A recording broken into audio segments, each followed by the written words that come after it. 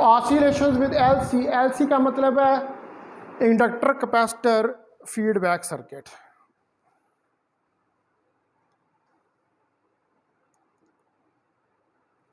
अब जो LC feedback elements हैं, एलसी फीडबैक एलिमेंट्स यानी कि इंडक्टर और कैपेसिटर के जो एलिमेंट्स हैं are normally used in oscillations, are normally used in the oscillations.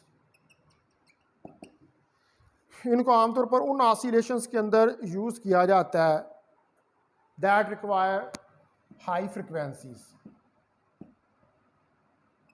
That require high frequencies, जहाँ पर आपको हाई फ्रीक्वेंसीज की ज़रूरत होती है ऑफ ऑसिलेशन की।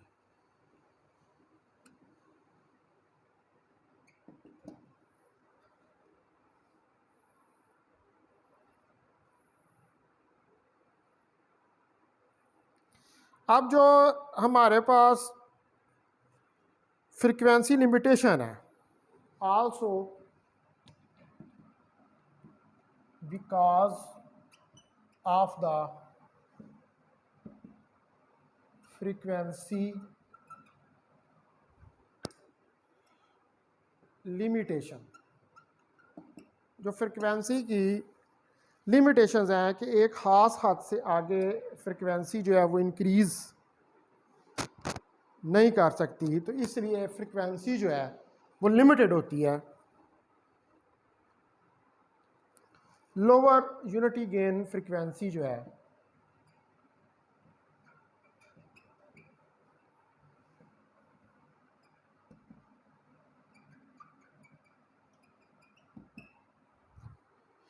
जो लोअर यूनिटी गेन फ्रीक्वेंसीज हैं ऑफ मोस्ट, जो ज़्यादातर हमारे पास ऑपरेशनल एम्पलीफायर्स हैं,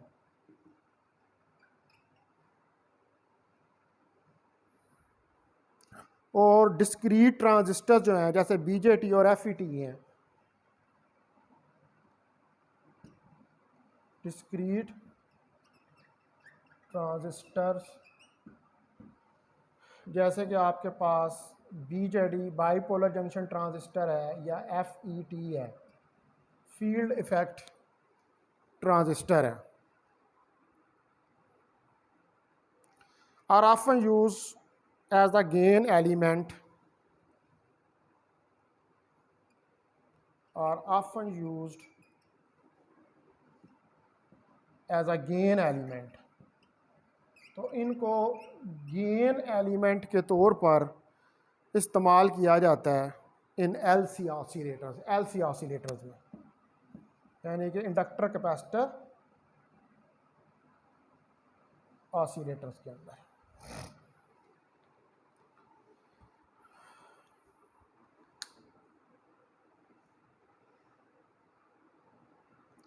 अब यहाँ पर जो ये हाई फ्रिक्वेंसी ऑसिलेटर्स हैं, ठीक है, जिनको कि आप फ्रीक्वेंसी लिमिटेशन की वजह से लोअर यूनिट गेन फ्रीक्वेंसीज के ऊपर इस्तेमाल करते हैं, जैसे बीजेटी है, एफईटी है, तो इसको आप यूज़ करते हैं एज ए गेन एलिमेंट के तौर पर इन एलसी ऑसिलेटर्स के अंदर। तो जो फीडबैक एलिमेंट्स हैं ये नॉर्मली यूज़ होते हैं, ठीक है, यानी कि एल और सी के कंपोनेंट्स पर यूज़ होते हैं जब आपको हायर फ्रिक्वेंसीज जो हैं वो रिक्वायर्ड होती हैं। अब ये जो आपके पास ऑसिलेटर्स हैं, ये जो हाई फ्रिक्वेंसी ऑसिलेटर्स हैं, इन हाई फ्रिक्वेंसी ऑसिलेटर्स की आगे से कुछ किस्में होती हैं, ठीक है।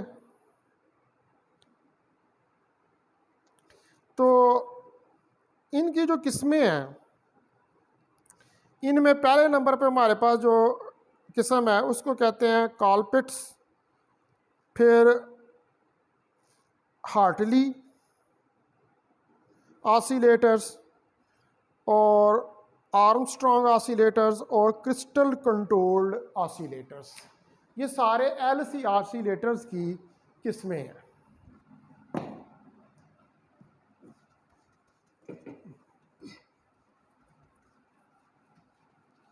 तो LC ऑसिलेटर्स जो हैं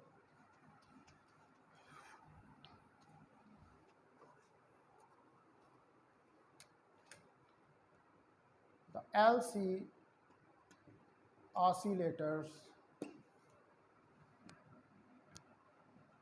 have following types। तो LC oscillator जो है इनकी जो टाइप्स हैं, नंबर 1 पे है कॉलपिट्स ऑसिलेटर,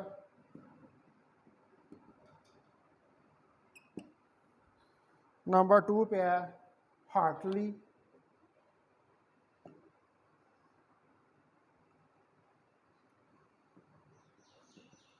ऑसिलेटर, नंबर 3 पे है आर्मस्ट्रॉन्ग,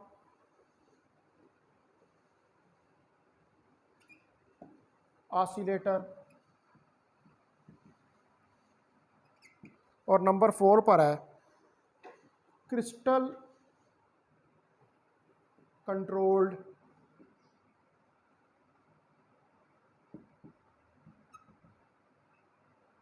ऑसिलेटर्स।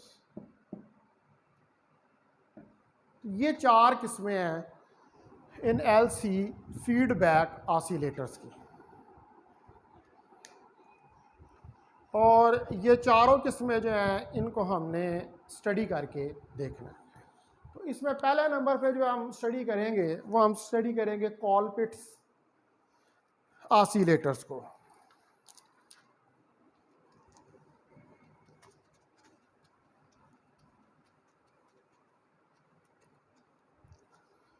तो ये ऑसिलेटर्स जो हैं इनको हम कहते हैं tune circuit oscillators. These oscillators are called tuned circuit oscillators।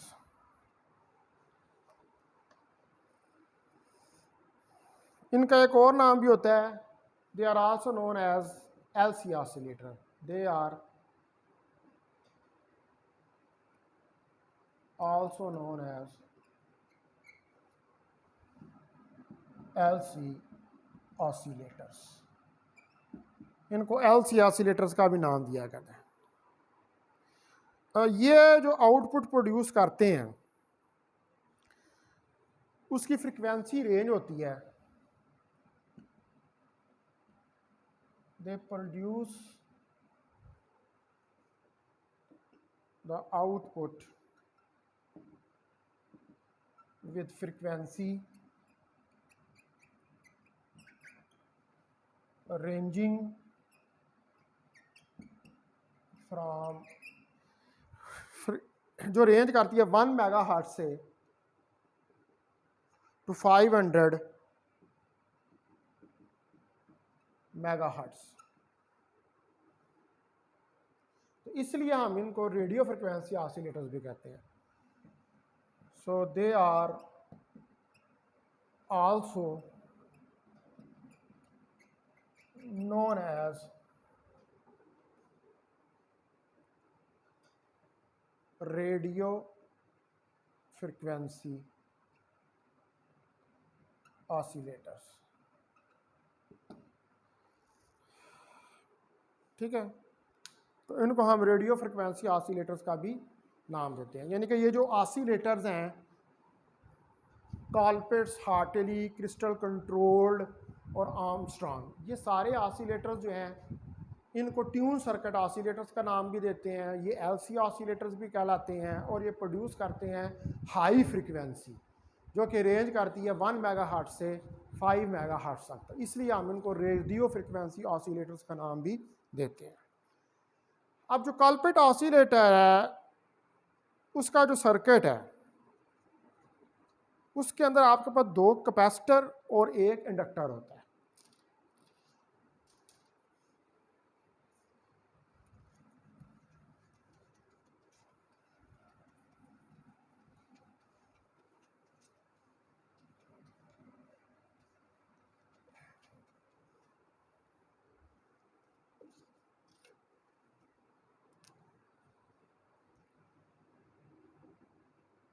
the circuit of Colpitt's oscillator। जो सर्किट है कॉल्पिट्स ऑसिलेटर का, as shown in figure 1,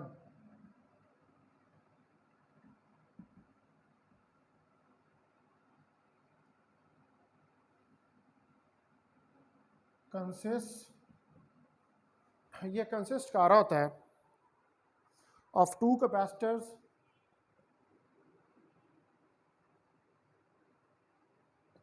C1 and C2, जिसके अंदर दो कैपेसिटर C1 और C2 होते हैं, एंड द इंडक्टर L, और एक इंडक्टर L होता है, जो कि एक LC सर्किट बनाता है, which makes the LC circuit. ठीक है जी, जिसकी वजह से एक LC सर्किट, यानी कि इस कॉल्पिट्स ऑसिलेटर के अंदर दो कैपेसिटर C1 और C2 और एक इंडक्टर L जो है वो आपके पास होता है। अब पहले इसकी जो है वो सर्किट डायग्राम जो है वो हम बना के देखते हैं। तो ये देखें कि ये एक BJT यानी कि NPN ट्रांजिस्टर है।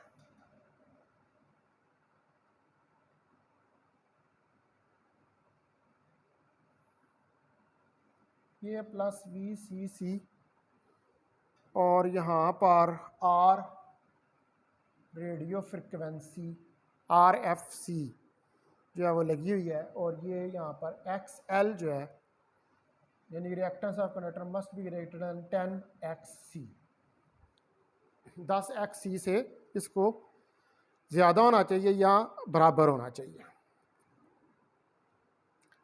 ठीक है जी। अब यहाँ से जो ये आउटपुट है VCC की जो कलेक्टर के साथ लगी हुई है, इसके साथ ये एक रेजिस्टेंस R1 आ रही है, जिसके साथ नीचे एक रेजिस्टेंस R2 लगी हुई है। ये आपका मीटर है, इसके साथ ये एक रेजिस्टेंस लगी हुई है और इसको इसके साथ मिला दें। ये R1 है, ये R2 है, इसको कह दें ये RE रेजिस्टेंस लगी हुई है। ये कलेक्टर है, ये एमीटर है, और ये आपकी बेस है।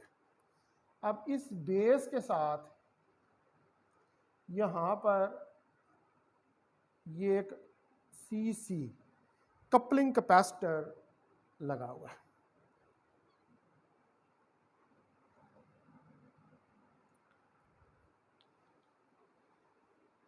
ठीक है जी। तो इधर से अब इस जगह से अब आउटपुट के ऊपर है, यहाँ पर भी एक कपलिंग कैपेसिटर लगा हुआ है, इसको भी आप कह दें CC। ठीक है जी। अब इसके साथ इधर एक सर्किट लगा हुआ है, जिसमें पहले ये कैपेसिटर है C1,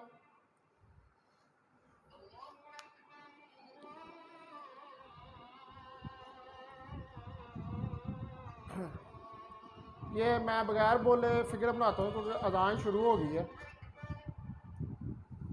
फिर बाद में उसको बताता हूँ कि ये क्या क्या है।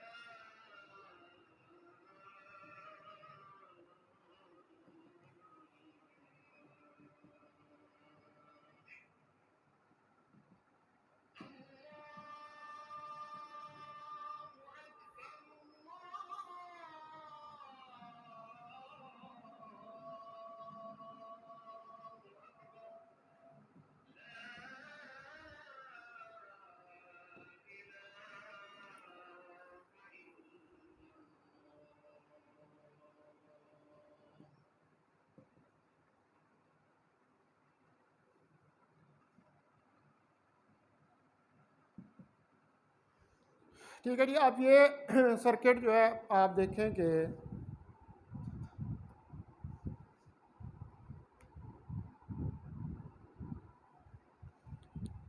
इस सर्किट के अंदर ये कपलिंग कैपेसिटर है इनपुट के ऊपर, ये रेजिस्टेंस R1 और R2 हैं जो वोल्टेज डिवाइडर बना रही हैं।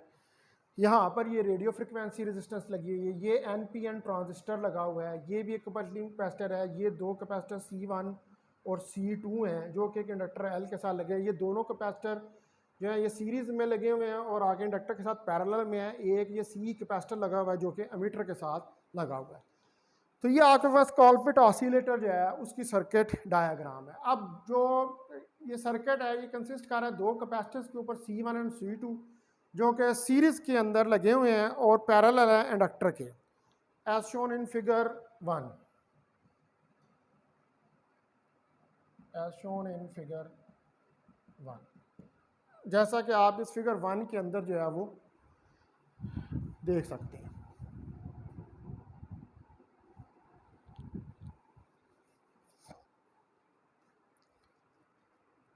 अब जो फीडबैक है, the feedback between the output and the input, अब जो फीडबैक है आउटपुट और इनपुट में is produced by the voltage developed across C2, is produced by the voltage developed across C2। तो जो कैपेसिटर C2 के अक्रॉस जो वोल्टेज डेवलप होता है उसकी वजह से एक फीडबैक सर्किट जनरेट होता है इनपुट और आउटपुट के दरमियान, इनपुट और आउटपुट के दरमियान। अब जो रेजिस्टेंस R1 और R2 हैं are connected for the stabilising of Q point. The resistance R1 and R2 are connected for the stabilization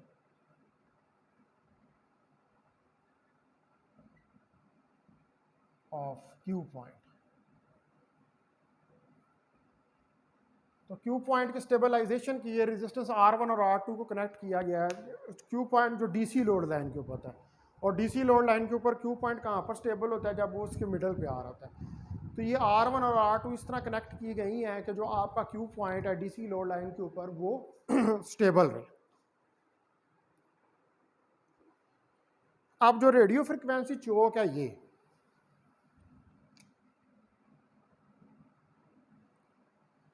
the radio frequency choke,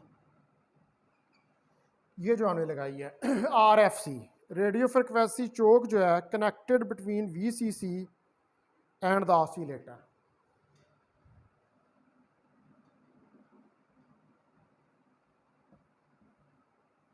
connected between VCC and the oscillator. इसको आपने VCC और oscillator के दरमियान में connect किया है ताकि ये कलेक्टर करंट को कंट्रोल कर सके, to control the collector current. ठीक है जी, ताकि ये कलेक्टर करंट जो है उसको कंट्रोल कर सके यानी कि कलेक्टर करंट को एक हाथ से आगे ना बढ़ने दे।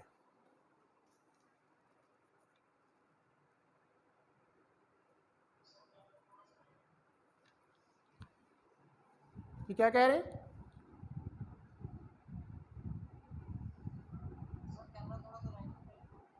ठीक है। अब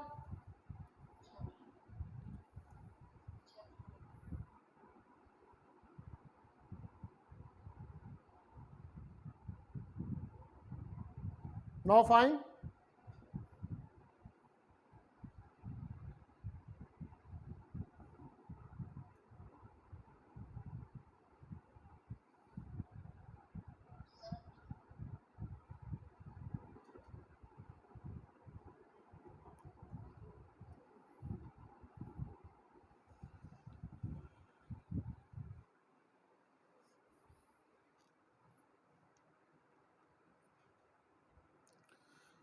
अब ये जो आपने यहाँ पर ये लगाई हुई है, ये प्रिवेंट करती है करंट को, ये जो रेडियो फ्रिक्वेंसी है, रीचिंग द पावर सप्लाई, कि वो पावर सप्लाई तक पहुँचे। और इसकी जो इंडक्टेंस है ये must be X L, must be greater than equal to 10 X के बराबर होनी चाहिए।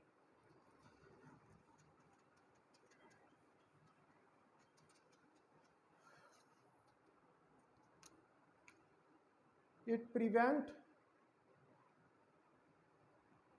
the current from reaching the power supply। ठीक है ना, ये पावर सप्लाई वीसीसी जो है उसके दरमियान में ये लगी हुई है, तो ये करंट को नहीं पहुंचने देती पावर सप्लाई तक। तो इट इंडक्टेंस, इसकी इंडक्टेंस जो है must be X L greater than equal to 10 X C के बराबर होनी चाहिए।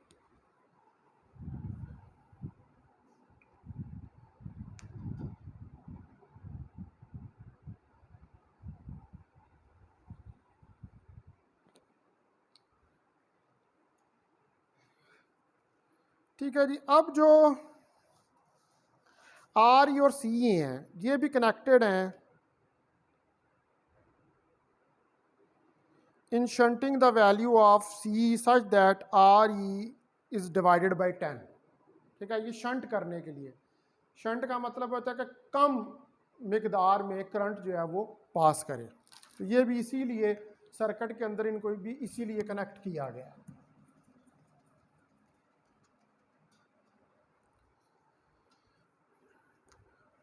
R E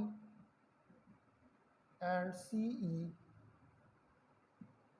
also connected, R E और सी को भी इसलिए कनेक्ट किया गया है इन शंटिंग द वैल्यू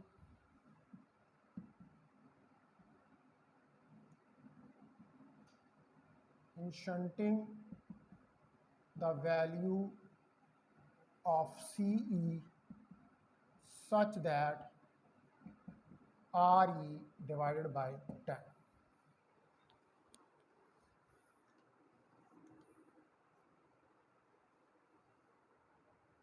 अब यहाँ पर एक ब्लॉकिंग कैपेसिटर CC भी लगा हुआ है। जो ब्लॉकिंग कैपेसिटर CC, इसका काम है removing the DC component in the circuit, ताकि वो DC कम, ये CC इधर भी लगा हुआ है, CC इधर भी लगा हुआ है, ये जो है ये ब्लॉकिंग कैपेसिटर्स हैं और इनका काम है कि सर्किट के अंदर जो DC का कंपोनेंट आ रहा है उसको ये रिमूव करें।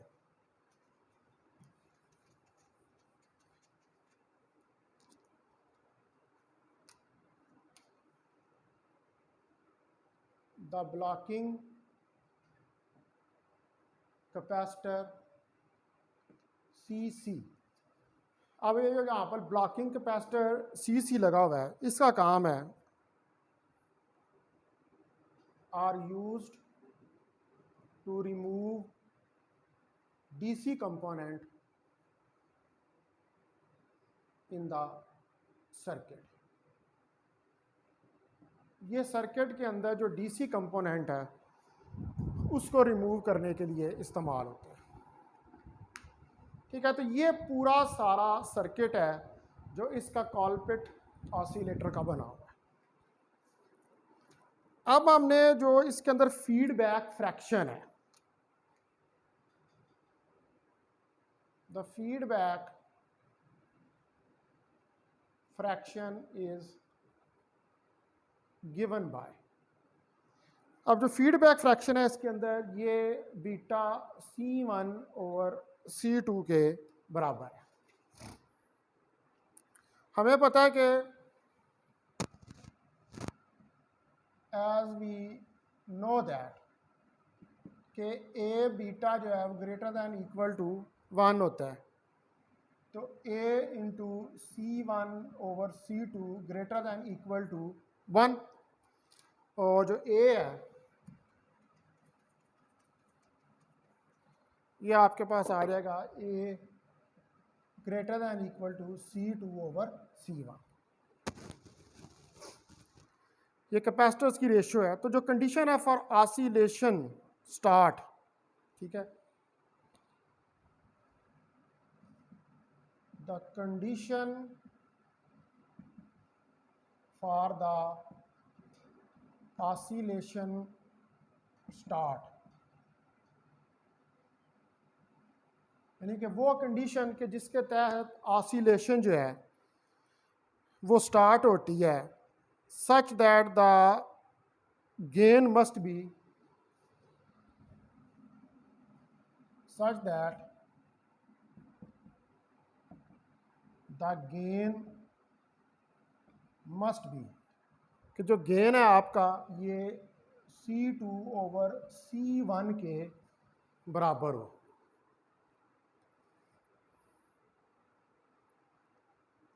यहाँ पर C1 और C2 जो है ये एक्ट करते हैं as a voltage divider. The C1 and C2 capacitors act as a voltage divider। तो C1 और C2 है वो एज ए वोल्टेज डिवाइडर के तौर पर काम करते हैं। And 180 phase shift gives us, और हमें 180 डिग्री की फेज शिफ्ट देते हैं। And 180 degree phase shift gives us, और हमें 180 डिग्री की फेज शिफ्ट जो है वो प्रोवाइड करते हैं। ठीक है, एक तो वोल्टेज डिवाइडर का काम करते हैं, दूसरा 180 डिग्री की फेज शिफ्ट देते हैं। तो जो 180 डिग्री की एडिशनल फेज शिफ्ट है ऑफ ट्रांजिस्टर,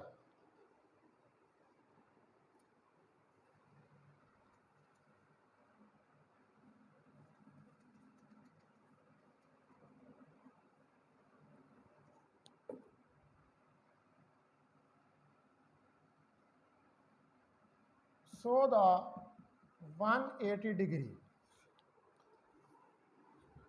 अब जो 180 डिग्री की एडिशनल फेज शिफ्ट है,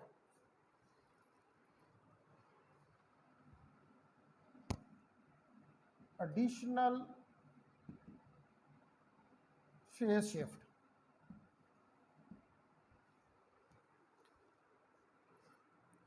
of transistor meet the requirement of oscillation।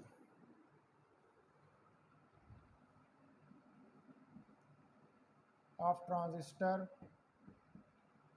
meet the requirement of oscillation।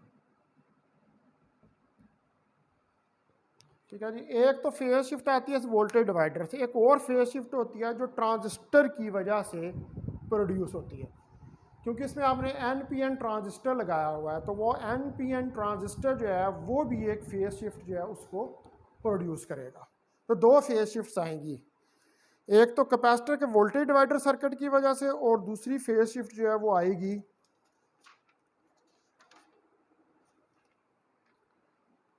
Transistor की वजह से। ठीक है जी, अब ये फिगर आपने बना ली होगी, इसको मैं मिटा रहा हूँ क्योंकि आगे हमने अब कैलकुलेशन करनी है।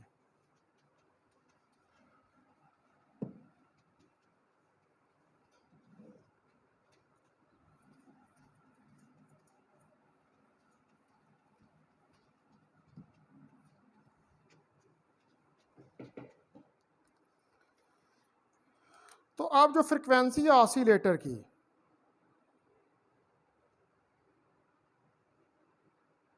The frequency of the oscillator,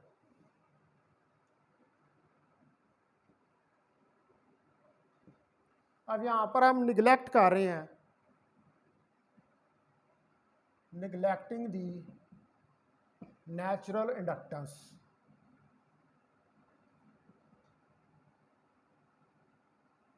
natural inductance जो है उसको निगलेक्ट कर रहे हैं, तो नेचुरल इंडक्टेंस को अगर निगलेक्ट करेंगे तो ये आ जाएगी हमारे पास F is equal to 1/2π LC।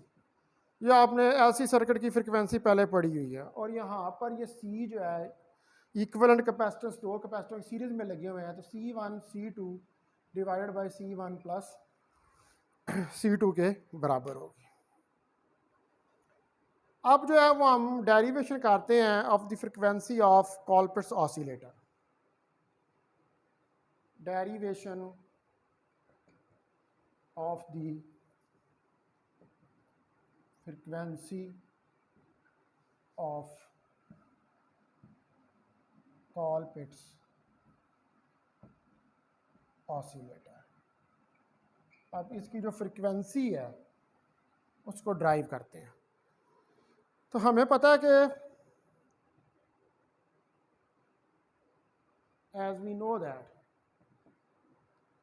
कि जो टोटल इम्पीडेंस है HIE इस सर्किट की वो ZA plus ZB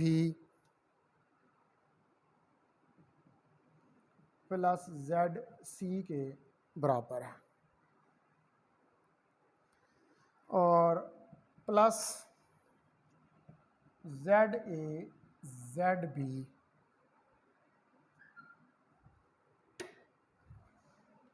one plus HFE और plus ZA ZC is equal to 0। ये आपके पास इम्पीडेंस है। ZA ZB और ZC डिस्क्राइब कर रहे हैं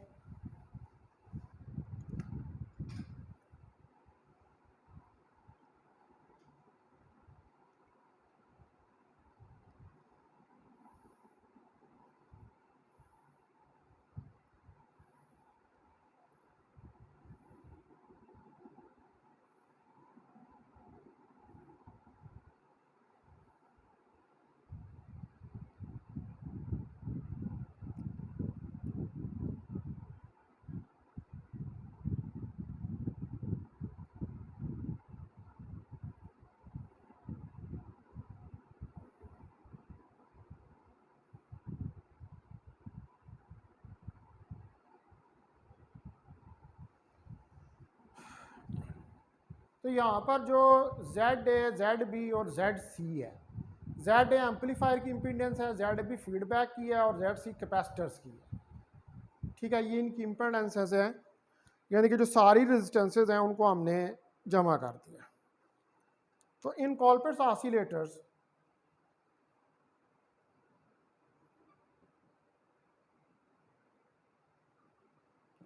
अब जो कॉलपिट्स ऑसिलेटर्स हैं इनके अंदर ZA जो है ये बराबर होता है 1/j omega C1 is equal to -j omega C1। ये मैंने J को ऊपर नीचे मल्टीप्लाई कर दिया, तो ये -j/ओमेगा C1 आ जाएगा। इसी तरह ZB जो है that is equal to 1/j omega 2 omega C2 that is equal to -j omega C2। इसी तरह ZC j ओमेगा L। ठीक है जी, ये इम्पीडेंसेस हैं। ZA कैपेसिटर 1, ZB कैपेसिटर 2 और ZC आपके पास इंडक्टर की वजह से। तो सब्स्टिट्यूट करें इन वैल्यूज को इस इक्वेशन नंबर 1 में। Put these values in 1। इन सारी वैल्यूज को 1 के अंदर जो है वो आप सब्स्टिट्यूट कर दें।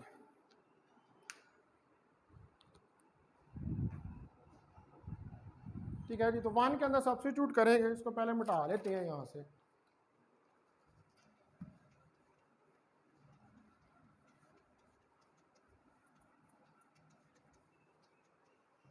वन के अंदर सब्स्टिट्यूट करेंगे तो ये क्या आ जाएगी, H I E minus J omega C one minus J omega C two plus J omega L into plus minus J omega C one minus J omega C two plus one plus H F E into minus J omega C one J omega L zero. ठीक है, तो अब इसमें जो cutting होती है वो cutting कर लेते हैं हम। ये कटिंग यही हो रही है, ये ओमेगा इस ओमेगा से कट हो रहा है, तो ये हमारे पास आ जाएगा माइनस एच आई ई जे, ये जे को कॉमन निकाल लें माइनस को, तो अंदर आ जाएगा 1 over omega C one plus 1 over omega C two minus omega L minus 1 over omega square C one C two 1 plus H F E plus L over C one is equal to zero. J square ये complex number है, तो J square जो होता है ये minus one under root का square होता है, तो that is equal to minus one, तो वो माइनस माइनस को कैंसिल कर देगा, तो एल ओवर सी वन जो है वो आपके पास आ जाएगा। तो अब जे एच आई ई जो है 1 over omega C one plus 1 over omega C two minus omega L plus, अब माइनस से मल्टीप्लाई कर दें तो 1 plus H F E divided by omega square C one C two minus L over C one is equal to 0। या minus से पूरी equation को मैंने मल्टीप्लाई कर दिया।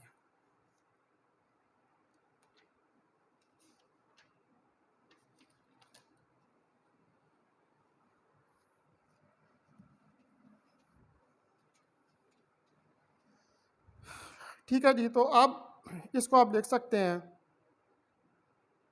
H I E 1 over omega C one plus 1 over omega C two minus omega L J, इसका imaginary part plus 1 plus H F E omega square C one C two minus L over C zero, इसको equation number 2 कह लें। अब आप compare करें imaginary part को, compare the imaginary part, जो imaginary part है उसको कंपेयर करें तो H I E 1 over omega C one plus 1 over omega C two minus omega L is equal to 0।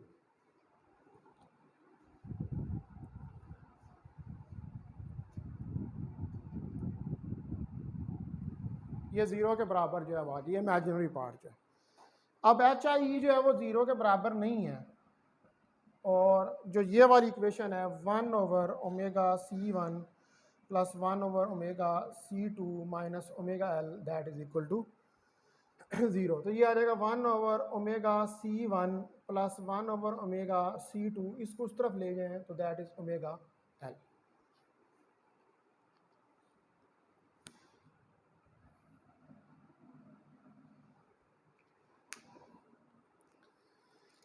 अब आप इसको फर्दर सॉल्व करें, यहाँ से 1 ओवर ओमेगा जो है उसको कॉमन निकाल लें,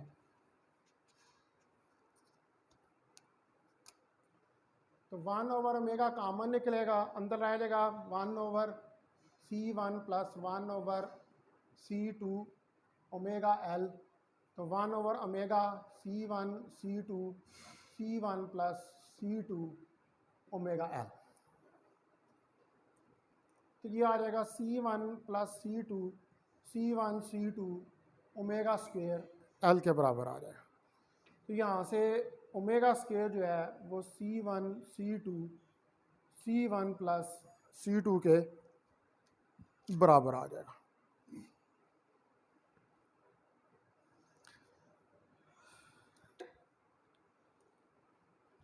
omega square L,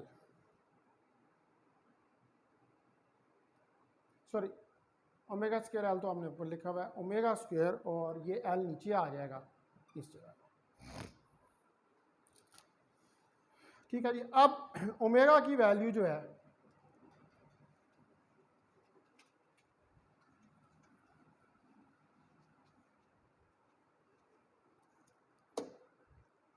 omega will be equal to C1 C2 L C1 plus C2 का अंडर रूट, और यहाँ पर ओमेगा जो है वो 2 पाई एफ के बराबर है।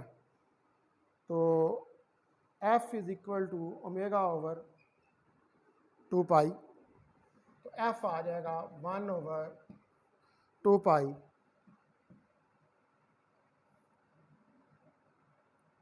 C1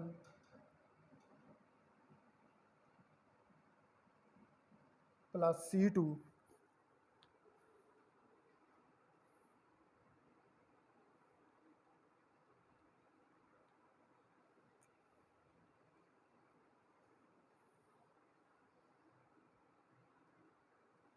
ये मैं यहाँ पर एक मिनट ये गलत वैल्यू लिख रहा हूँ।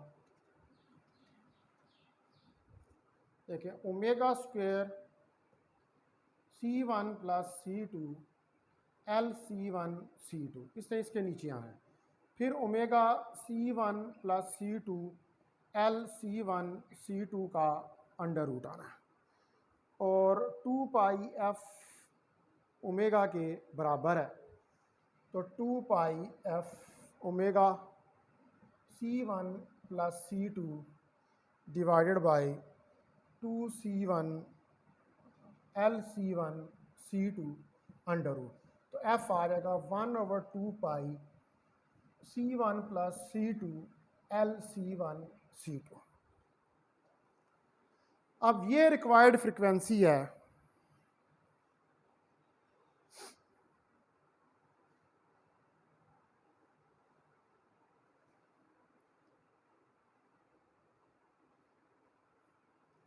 ठीक है। इसको इस फ्रिक्वेंसी को आप यूँ भी लिख सकते हैं एफ 1/2 पाई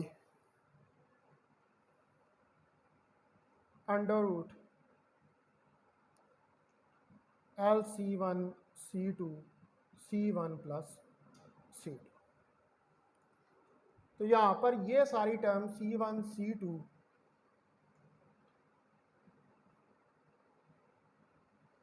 C1 प्लस C2 जो है ये C के बराबर है। तो इसको हम लिख सकते हैं 1/2 pi L C under root. तो यही आपके पास यही वाली जो है ये रिक्वायर्ड फ्रिक्वेंसी है। This is the frequency of कॉलपिट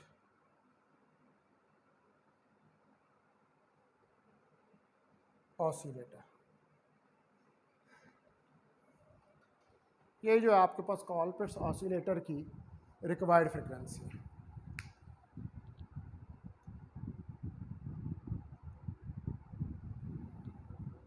ठीक है जी। अब उसके बाद जो है इसके अंदर एक चीज़ रह गई है, वो है कंडीशन फॉर द ऑसिलेशन। वो देखते हैं।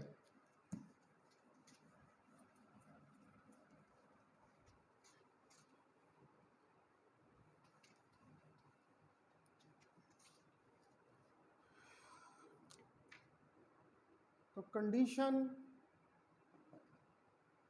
For the oscillation. अब जो हमारे पास इक्वेशन 2 थी, पहले तो हमने उसका पार्ट लिया इक्वेशन 2 का इमेजिनरी। अब अगर हम रियल पार्ट लें, from real part of equation 2, तो ये आ जाएगा 1 plus H F E divided by omega square C1 C2 minus L over C1 is equal to 0। तो 1 प्लस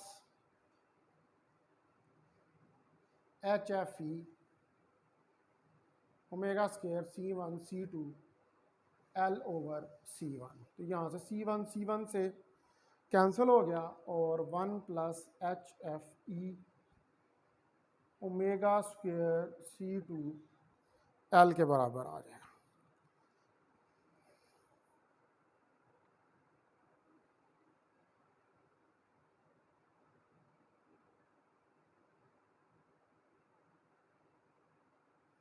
अब यहाँ पर ओमेगा स्क्वायर की वैल्यू रखें, तो ओमेगा स्क्वायर की वैल्यू थी C1 plus C2 divided by LC1 C2 multiply by C2L। ये C2 से कट गया, L से कट गया, तो ये आ जाएगा 1 plus H F E C1 C2 over C1। तो 1 प्लस एच एफ ई 1 प्लस C2 ओवर C1 और 1 से कट गया, तो एच एफ ई C2 ओवर C1 के बराबर है। तो अगर यहाँ पर if C2 is equal to C1, we have no difficulty in meeting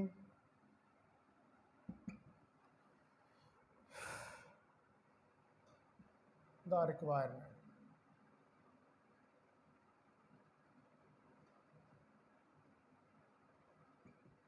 उसकी वजह है कि जब यहाँ पर C1 को C2 रखेंगे तो H F E C1 over C1 that is equal to 1, और यही आपके पास कंडीशन है ऑसिलेशन की, गेन की। ठीक है जी, तो ये सारा था आपका